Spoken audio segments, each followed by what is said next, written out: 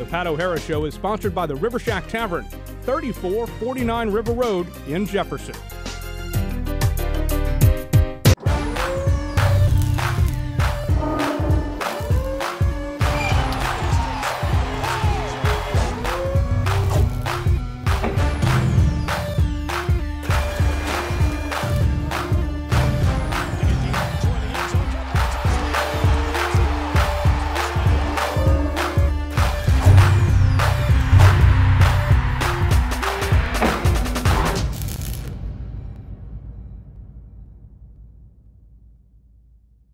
Welcome to the Pat O'Hara Show here at the River Shack Tavern located on River Road in Jefferson. I'm your host, Brandon Rizzuto, and joining me always is head coach Pat O'Hara. And coach, Milwaukee game didn't turn out as expected. It was a short week though. Yeah, it was a short week, but disappointing. We kind of took a step back, Brandon. We had 2 penalties, no turnovers in week 1 against Philadelphia. We came back up the short week against Milwaukee and really tried to start off where we left off, and we ended up having an inordinate amount of penalties, and we turned the ball over 3 times. So those are things you can't do in arena football. You're going to get beat if you do that. We'll have more about the Milwaukee game in a few minutes, but first, speaking of a short week, our players took part in some hospital visits during the week, including Greg Ellingson and Joe Alajajian. They went to Tulane Hospital for Children this week, had some time spent with Kale, a young patient of theirs. Also wound up giving Kale a sword, a lightsaber sword, if you will. I don't think his parents were too happy about that. The Voodoo will be visiting hospitals all throughout this season, a total of 24 hospital visits between the players and Voodoo Dolls. And the players went 2 weeks ago, and the Voodoo Dolls started it off 3 weeks ago, also visiting Tulane Hospital for Children. Speaking of Voodoo Dolls, Voodoo Doll Abby is going to take you behind the scenes of a Voodoo game and what it takes to be a Voodoo Doll. 7, 8, 5, 6, 7, 8, and 1, 2, 3, and 4, 5, 6, 7, 8. Watch lines. 3, 4, 5, 6, 7, 8. 1, 2, 3, 4, 6, 7, 8.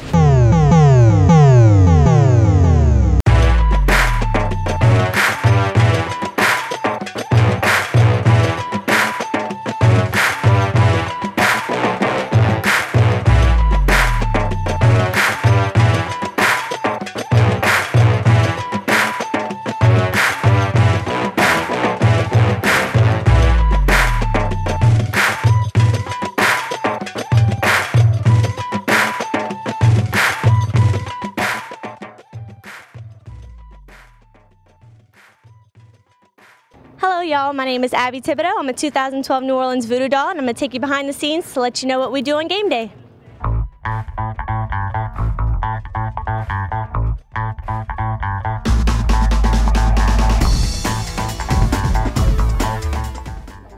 Alright, I'm here with Voodoo Doll Captain Danielle. We're going to ask her what's her pre-game day routine. I like to, have fun, get everybody pumped up, so that way we're pretty excited about going on the field, and there's no nervous jitters, and we're not too lax, so we don't perform to our best. So just to try and get everybody pumped up, have fun, play around, music, that kind of stuff. I've been a Voodoo Doll since 2008. That's exciting. So you've been there for the hiatus? Yes, I was there for the hiatus, but I'm glad they're back. All right, I'm here with Doll Gia. We're asking her what her pregame routine is. Gia? Well, pretty much every pregame, I like to have a strong energy drink to keep me level and have huge energy throughout the whole game. And I like to take it easy. I don't like to rush because then I'll make myself nervous. And just have fun and enjoy every minute of the game. What would you say is your most exciting thing that you love about being a Voodoo Doll? Definitely performing. I've done it since I was in diapers, and I think it just runs in my blood, and I just love performing and showing my talent to everyone that comes to the game. Definitely think I'm ready for this game today. How do you feel about it? Really excited. I love the dances. They focus on a lot of technique, and I'm just excited to do my thing. All right, I'm here with Victoria. What else do you do aside from being a dancer? Besides being a dancer, I like to work out all the time, love working out. I'm also very active in my community with the Wetland Watchers, and I'm also very active with my pageants that I do and traveling around the state of Louisiana through the eyes of a queen. It's very fun and thrilling, and besides Voodoo, I love doing that and learning about Louisiana. So how many years have you been on Voodoo? This is my second year in Voodoo, and I love being here, and I'm so excited to be here again and represent my wonderful city.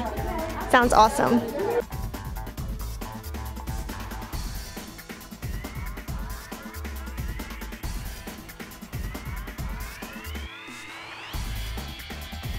Well, I gotta go get ready. See you guys on the field.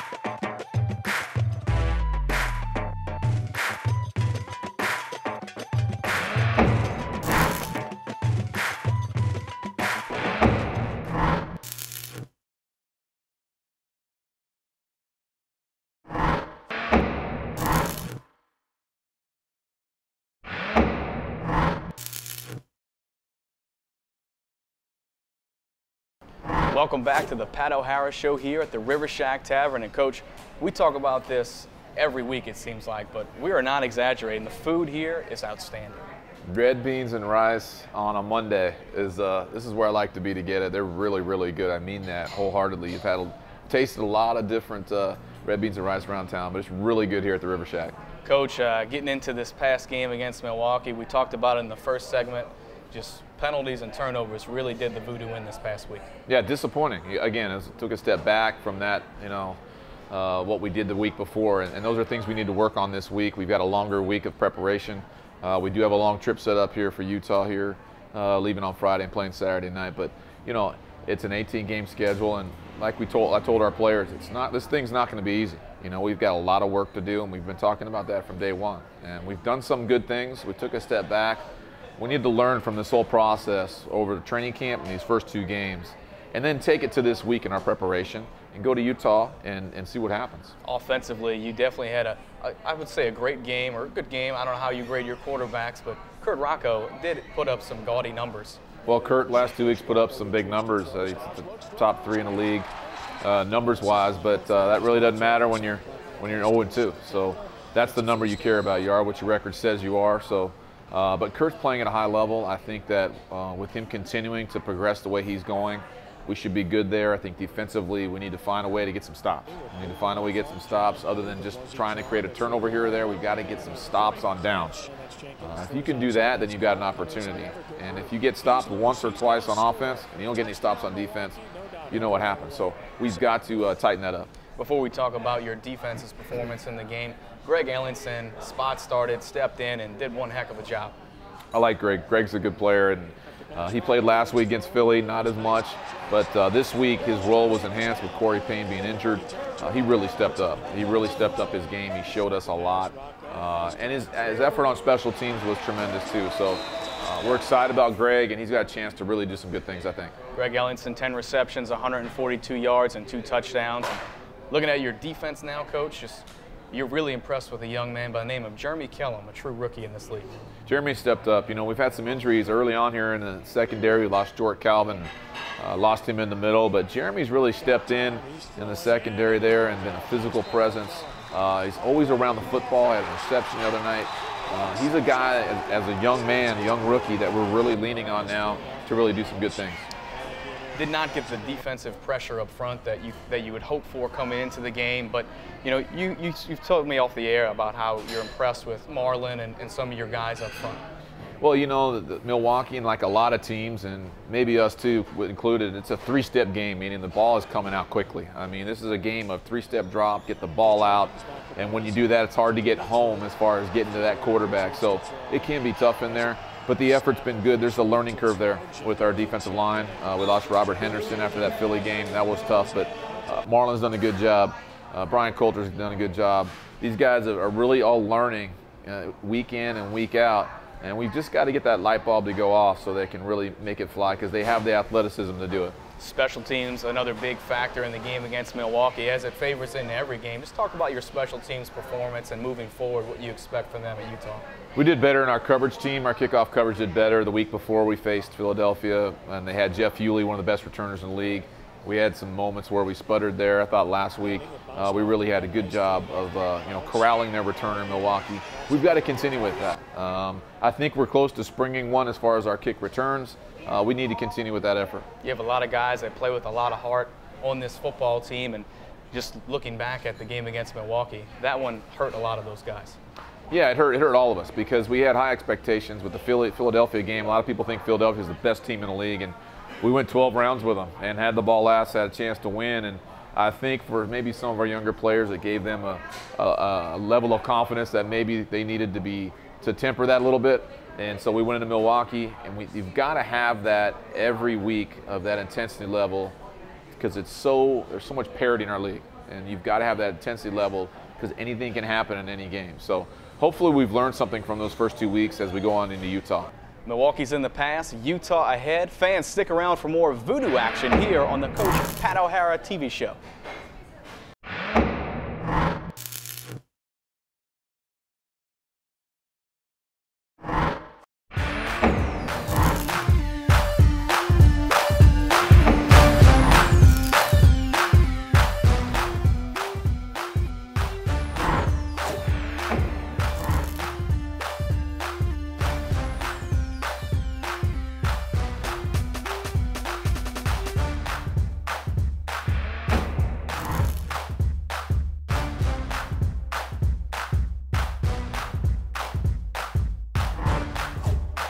Welcome back to the Pat O'Hara Show here at the River Shack Tavern in Jefferson. And Coach, looking around the league and especially in our division, things seem to be shaping up tough for the Voodoo. Yeah, 18-game schedule, anything can happen. The other night, Jacksonville, when the halftime's down 41-13 to Georgia, it's just anything can happen. Ball bounces funny in our league, and so it's a wide open situation. Looking at Jacksonville, quarterback situation there. No surprise in the outcome of that game, having a new quarterback step in, but you have to be impressed with what you see from Georgia so far. Georgia's done a good job. You know, you remember they were the AFL semifinalist last year, lost to Jacksonville in that semifinal to go to the Arena Bowl.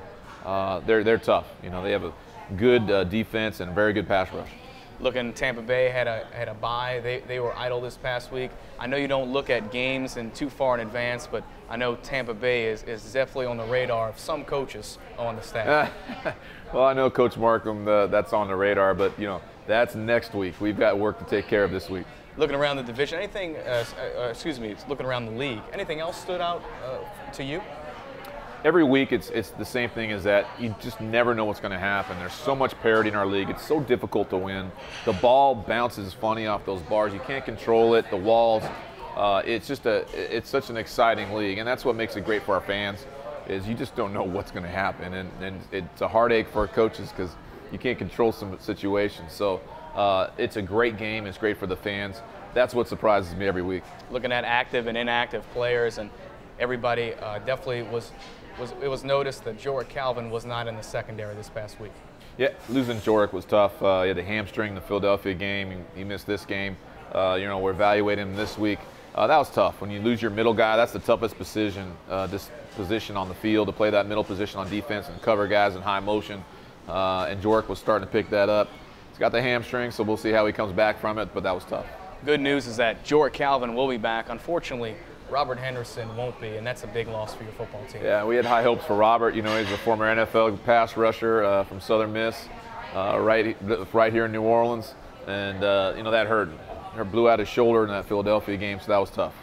Light on the transactions as usual. Us in the organization definitely appreciate that, but George Batiste was placed on a reassignment this week, and just talk about this team and just your ability to stay together and not really make too many moves and keep these guys accountable. Well, I think in my experience as a player and all the years I've been in this league and as a coach, you try to do the best job you can in recruiting in the off-season, Brandon, and then you try to build that continuity and not blow the team up throughout the year, where by the end of the year you have a bunch of faces that you don't know, then you don't have any chemistry. So we're going to build this thing. Now, if we have some areas of concern we need to replace, we will do that. But right now we're trying to build some chemistry and some team chemistry to be able to go out and finish games and win games. And once we get that win, that philosophy will work, I believe, and we'll start rattling them off. So we'll see.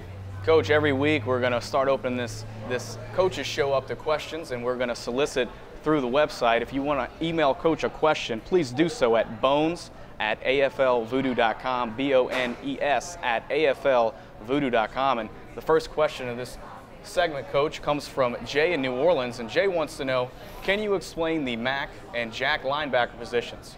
That's a good question, Jay. Well, the Mac linebacker position is one where you can rush, but you can only rush in the 2 A gaps, which means you got to rush on one side of the center or not, or just stand right where you are within a 5-yard radius of the line of scrimmage. The Jack linebacker used to be called the Jack in the box because he would have to stay in the box also, but he was not allowed to rush. Now the Jack linebacker position still cannot rush, but he's allowed to run 5 yards deep from the line of scrimmage and sideline to sideline. So he's almost like a roving, outdoor rover type, strong safety type player. A lot of times you see an athletic player. Our Jack linebacker with the Voodoo is Alvin Ray Jackson. He's an outdoors type of strong safety type player. So those are the 2 differences with the linebacker position. Jay, we thank you for your question. Fans, if you'd like to ask Coach a question here on the show, bones@aflvoodoo.com, BONES@aflvoodoo.com. You're watching the Pat O'Hara Show here at the River Shack Tavern.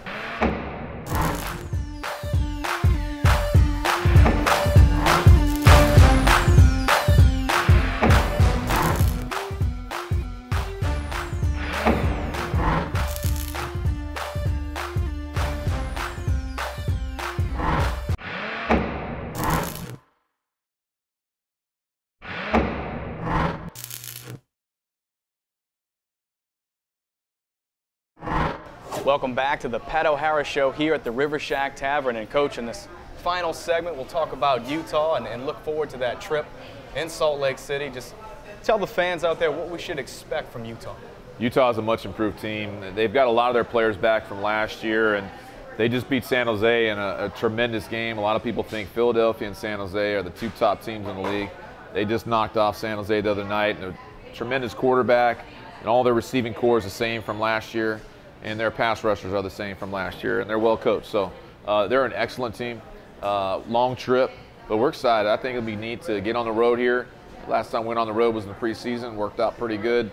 So I think it's time for us to get on that plane and go out to Utah and see what we can do.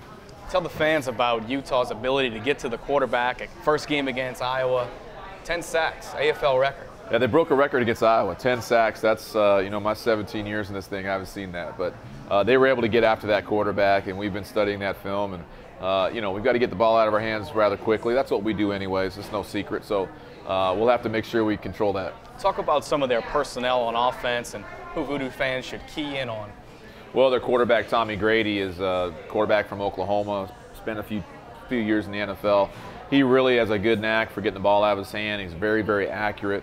And all 3 of their receivers are good with LeSue and Pierce and Robinson. These guys can all play. One's tall, one's fast, and one's in the middle. And they really are on the same page with their timing with the quarterback. So we've got a tremendous challenge defensively to stop those guys. Not to get too much into it, Coach, but have you noticed anything on film about Utah that you might be able to take advantage of? Well, we've got to more worry about what we do, Brandon. If we do our plan of what we need to do and take care of the ball and limit penalties and play smarter. We need to play smarter on defense. If we do those things, then that's more important and more so what they're doing. We know what they're going to do, our players do, but it's more important about what we do. And so those are things we're focusing on. Coming into this game, Utah leads the league in penalties for yards and penalties against. Just talk about that and that being an advantage going into Utah. Well, those are statistics you don't necessarily look at as far as the other team about how you approach it. You don't approach the game based on how many penalties they have. Again, Brandon, we've got to focus on what we've done. We had 12 penalties the other night. We had 2 the week before. Those are things that we can fix and are correctable. If we focus in on those things and things that we can control, we'll be okay. In the past year and years previous, the road has been kind to the Voodoo. Just talk about having a chance to get away for this team and maybe come back with a win. It'd be great. It'd be great to do that. And, there hasn't been a home win here in a long time, and everybody knows that. So maybe for our guys to get away and get away from that element, maybe we'll go down to Utah and we'll play well. We'll see. Coach, just talk about your special teams going into this game. Obviously, Skylar Green back in the mix last week, but Josh Bush and Greg Ellenson really stepped up in the kick return game. Yeah, they stepped their game up. Skylar got a couple returns. Had the ball bounce funny off the net for him a couple times, but Greg was able to scoop that ball up a number of times. And, you know, we're working Skylar back into the lineup here, coming off the groin injury. But Josh has been a veteran, you know, stand-up guy, and Greg's really emerging. And LJ's still learning, and Corey, you know, had the big first game and then got hurt. So we've got and then Carlise Franklin's on IR and will be coming off soon. So we've got a pretty good group of receivers. Status of Corey Payne going in this game, is that? Yeah, it's still up in the air right now. We're still trying to evaluate him. You know, had some rib type injuries that you know, we had to deal with, and he's dealing with, and we'll evaluate him throughout the week. Fans, thanks for stopping by for the Coach Pat O'Hara Show. Be sure to tune in to this week's game at the Utah Blaze Saturday night. Game starts 9 o'clock locally. Thanks for stopping by.